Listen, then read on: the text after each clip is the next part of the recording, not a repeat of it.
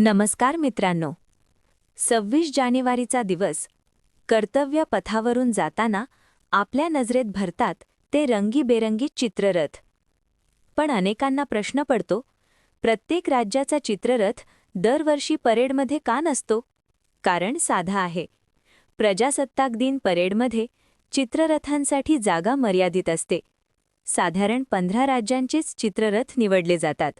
म्हणूनच संरक्षण मंत्रालय सर्व राज्यांकडून चित्ररथांचे प्रस्ताव मागवते आणि तज्ज्ञ समिती त्यांचे बारकाईने मूल्यमापन करते.